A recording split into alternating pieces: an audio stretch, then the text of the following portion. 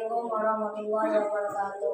Waalaikumsalam warahmatullahi wabarakatuh. Innalhamdulillah nahmaduhu wa nasta'inuhu wa nastaghfiruh wa na'udzu billahi min shururi anfusina wa min sayyiati a'malina. Man yahdihillahu fala mudilla lahu wa man yudlil fala hadiya lahu. Asyhadu an la ilaha illallah wa asyhadu anna Muhammadan abduhu wa rasuluh. Yang pertama-tama, yang paling utama, marilah kita panjatkan puja dan puji syukur kita atas kehadirat Allah Subhanahu wa taala yang mana telah memberikan kita nikmat Islam, iman, sehingga kita masih bisa berkumpul di majlis salawat. Salawat serta salam tak lupa kita curahkan kepada baginda kita, Nabi akhir kita, Rasul dan kita yakni Nabi Muhammad sallallahu alaihi wasallam, yang kita nanti-nantikan sahabat yang akhir. Baiklah, ini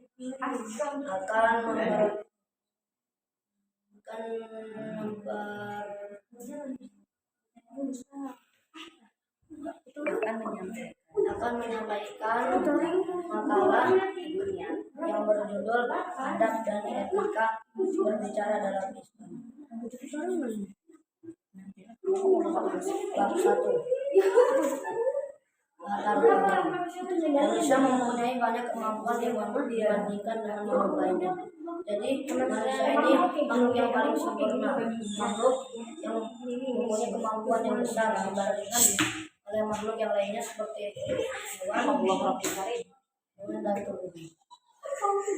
Salah satu kelebihan manusia tersebut yaitu dapat menulis dan berbicara.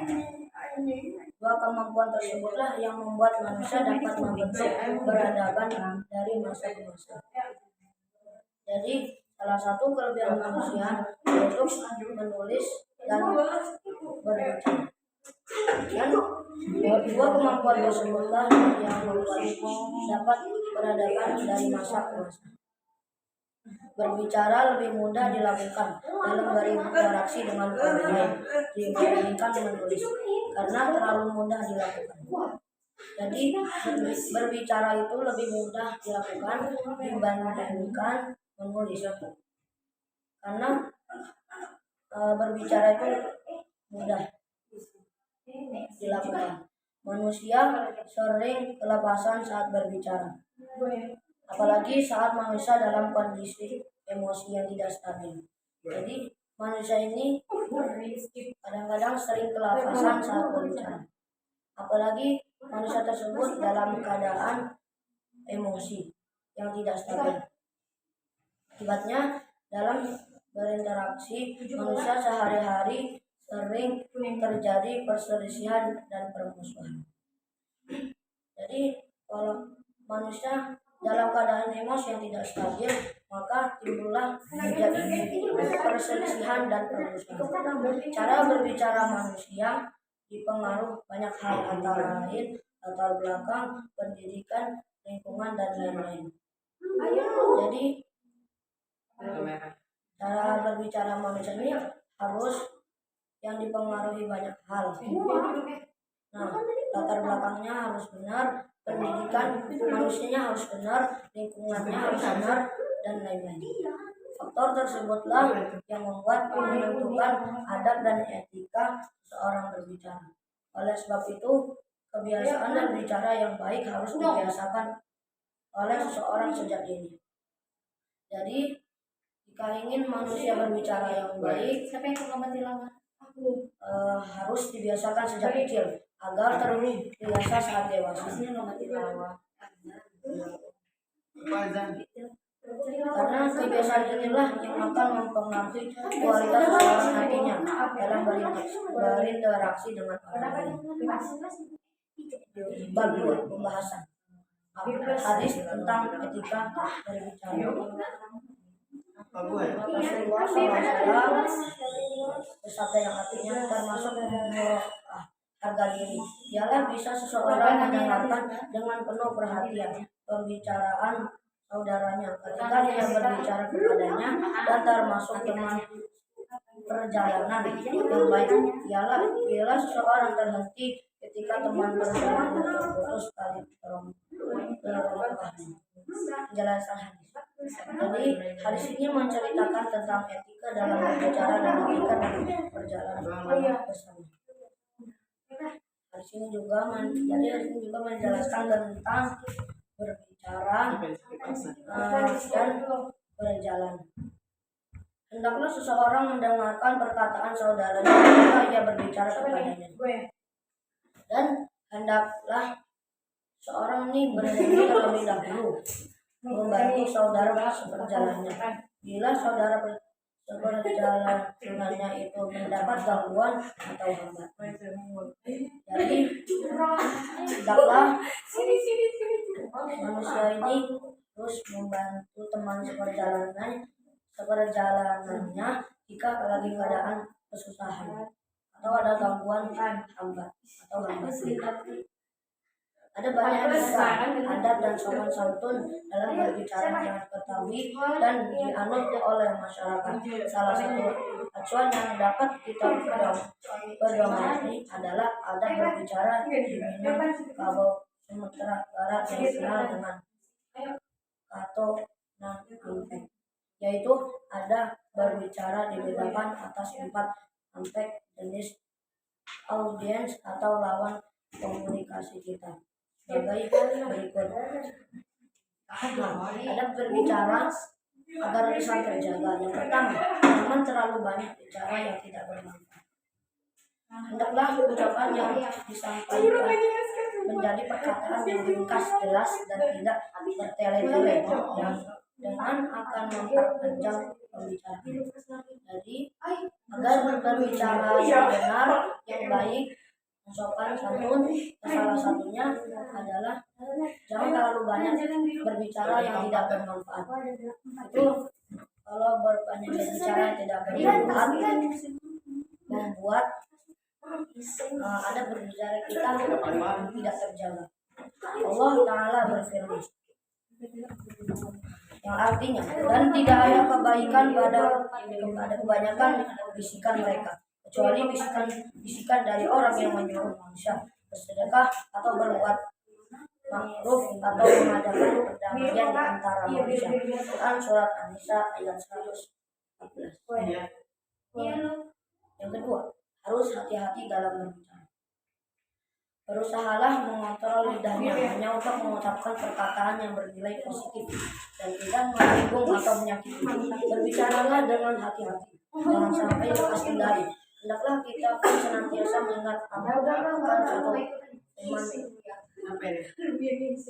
satu firman Allah Ta'ala yang artinya, tiada suatu ucapan pun yang diucapkan melainkan ada di dekatnya malaikat pengawas selalu. Jadi agar berbicaranya terjaga, yang salah satunya keduanya harus hati-hati dalam berbicara. Saat berbicara, hendaklah kita berpikir sebelum kita mengucapkan, agar kita tuh bisa mengontrol lidah kita untuk mengucapkan yang baik. Nah, hendaklah kita sadar jika kita berbicara harus ingat ada malaikat yang hadir di samping yang mengawasi kita. Sudah, coba disimpan dulu mainan. Quran surat Qaf, itu Quran surat Qaf ayat 1. Yang ketiga, berkata yang baik jika tidak berkata yang baik juga merupakan salah satu ciri orang yang beriman kepada Allah. Sekiranya tidak mampu untuk berbicara yang baik atau merasa bibir ini gatal manakala mendengar orang bergosip, maka sebaiknya menjauhlah dari hal tersebut. Jangan turut mendengarkan yang akan memancing untuk turut serta. Jadi jika lisan kita terjaga, kita ini harus diam atau kita harus berbicara yang baik.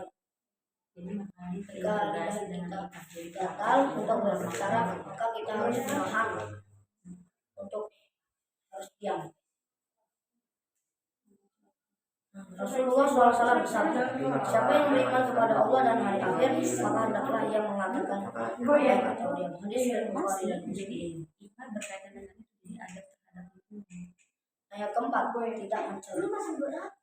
Tidak mencela ini tidak mencela. Rasulullah SAW bersabda, "Bukanlah seseorang mukmin tidak suka mencela, laknat dan berkata-kata keji." Hadis riwayat Tirmidzi dengan sanad sahih.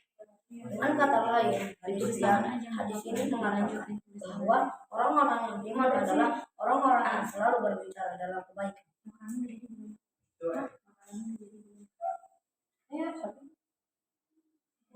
Jadi agar lisan kita terjaga, kita harus tidak boleh mencela orang lain atau ngatain orang lain. Allah Subhanahu wa taala berfirman, A'udzubillahi minasyaitonir rajim. Ya ayyuhalladzina amanu la yaskhar qaumun min qaumin asa ayyakunu khairan minhum wala nisa'un min nisa'in asa ayyakunna khairan minhum wala talmizu anfusakum wala tanabazu bil alqab bi'sal ismul fusuqu ba'dal iman wa man lam yatub fa ulaika humudz zalimun. Allahul azim. Yang artinya, hai orang-orang yang beriman, janganlah sekumpulan orang laki-laki merendahkan kumpulan yang lain. Boleh jadi yang ditertawakan itu lebih baik dari mereka. Dan jangan pula sekumpulan perempuan merendahkan kumpulan lainnya. Boleh jadi yang direndahkan itu lebih baik. Jadi kaum laki-laki ini tidak boleh merendahkan atau mencela kaum perempuan. Bisa jadi kaum laki-laki ini lebih baik daripada kaum perempuan. Nah, jangan juga kaum perempuan ini merendahkan atau mencela mengolok-olok kaum laki-laki. Bisa jadi laki-laki itu lebih baik daripada perempuan. Quran surat Al-Hujurat ayat 11. Yang kelima, menghindari ghibah. Dalam sebuah hadis Rasulullah Shallallahu Alaihi Wasallam bersabda, "Ghibah ialah engkau menceritakan saudaramu tentang sesuatu yang ia benci." Si penanya kembali bertanya, "Wahai Rasulullah, bagaimanakah pendapatmu bila apa yang diceritakan itu benar ada padanya?" Rasulullah SAW menjawab, "Kalau memang benar ada padanya, itu ghibah namanya. Jika tidak benar, berarti engkau telah berbuat buhtan, mengada-ngada." Hadis riwayat Muslim, At-Tirmidzi, Abu Daud, dan Ahmad. Dalam hadis yang lain, Rasulullah SAW juga berkata, "Janganlah kalian saling mendengki, dan janganlah kalian saling membenci, dan janganlah kalian saling berkata-kata keji, dan janganlah kalian saling menghindari, dan janganlah kalian saling menghibah-hibah satu dengan yang lain, dan jadilah hamba-hamba Allah yang bersabar." Hadis riwayat. Jadi agar lidah kita terjaga, itu diantaranya menghindari ghibah, karena ghibah membuat lisan kita tidak terjaga. Dan selanjutnya yang keenam, menjaga suara. Muslimah harus menjaga suara yang dikeluarkan. Rasulullah Shallallahu Alaihi Wasallam pernah bersabda, wanita itu adalah aurat. Bila ia keluar rumah, maka syaitan menghias-hiasnya, membuat indah dalam pandangan laki-laki sehingga ia terfitnah. Karena itu sebagai muslimah harus menjaga suara saat berbicara dalam batas kewajaran, bukan semacam bikin mendesah-desah, dayu-dayu atau melayu. Jadi contohnya menjaga suara ini dari wanita. Jika wanita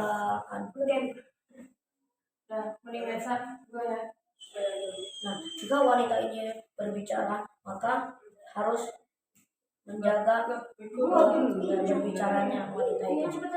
Jangan sengaja dibikin mendesah-desah, mendayu-dayu atau orang lain.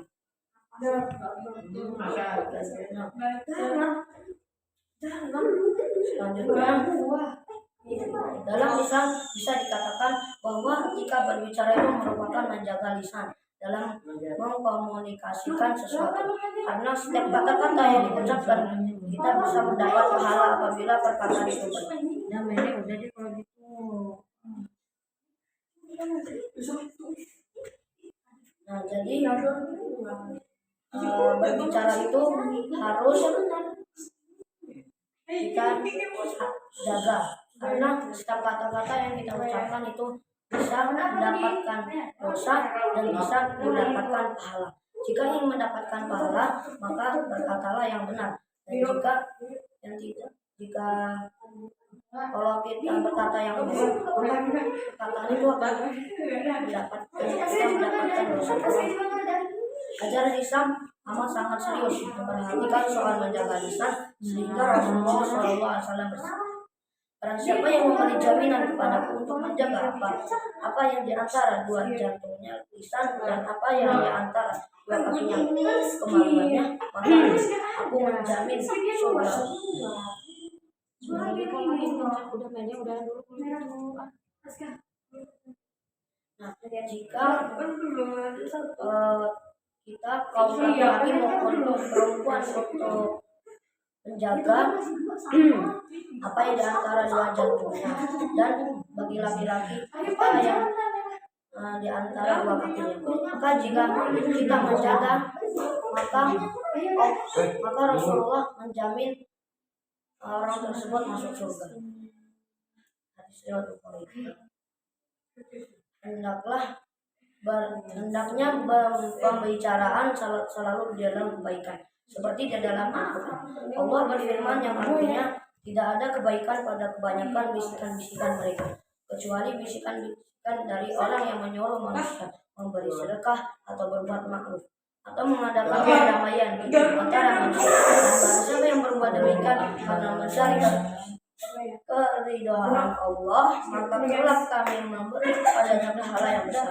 Surat An-Nisa ayat 114. Dari Ibnu Umar radhiyallahu anhu, Rasulullah shallallahu alaihi wasallam bersabda, janganlah memperbanyak pembicaraan selain zikrullah, karena banyak bicara yang bukan zikrullah membuat hati keras, dan manusia yang paling jauh dari Allah adalah yang keras hatinya.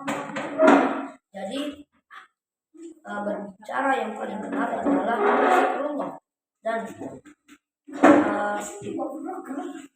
manusia yang paling jauh dari Allah adalah manusia yang hatinya keras. Al-Hafiz Ibnu Hajar Al-Asqalani berkata bahwa seorang jika ingin berbicara hendaklah berpikir sebelumnya. Jika ia yakin tidak ada berakibat jelek dan tidak menghantarkan arah yang diharapkan atau dimaksudkan, silakan ia berbicara. Jadi seseorang ini ketika sebelum berbicara harus berpikir. Jika yakin tidak akan berakibat jelek, maka berbicara. Jika berakibat jelek, maka diam. Sekalipun membicarakan itu ubah saja, sebaiknya diam. Jika dapat menghantarkan keadaan pembicaraan yang haram atau makruh, hendaklah pembicaraan dengan suara yang dapat didengar, tidak terlalu keras dan tidak pula terlalu rendah. Ungkapannya jelas dan dapat dipahami oleh semua orang dan tidak dibuat atau dipaksakan. Jadi berbicara itu suaranya yang bisa didengar, tidak terlalu keras, tidak pula terlalu rendah. Ungkapannya benar, jelas, dapat dipahami oleh orang lain, dan berbicaranya yang baik. Bab 3, penutup atau kesimpulan. Ada banyak etika, adab dan sopan santun dalam berbicara yang diketahui dan dianut oleh masyarakat. Islam mengatur hal-hal yang besar maupun yang kecil. Sekalipun berikut ini adalah adab berbicara dalam Islam. Nah, 1. Jangan terlalu banyak berbicara yang tidak bermanfaat. Yang kedua, harus hati-hati dalam berbicara. Yang ketiga, berkata yang baik jika tidak hendaknya diam. Yang keempat, tidak mencela. 5. Menghindari ribah. 6. Menjaga suara. Baiklah, buat teman-teman yang ingin bertanya silakan. Misalkan pengalaman buruk, misalkan pengalaman memalukan yang dialami orang lain kita bicara ini, itu gibah gak? Pengalaman orang lain. Gibah. Ya, pengalaman orang lain. Itu gibah. Karena banyak pengalaman yang buruk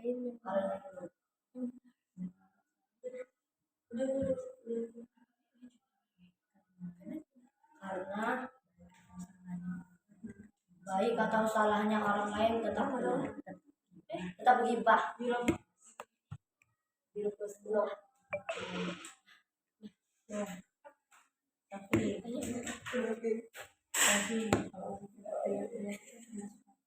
Kalau wanita berteriak-teriak itu termasuk apa? Apa ya, berbicaranya tidak terjaga.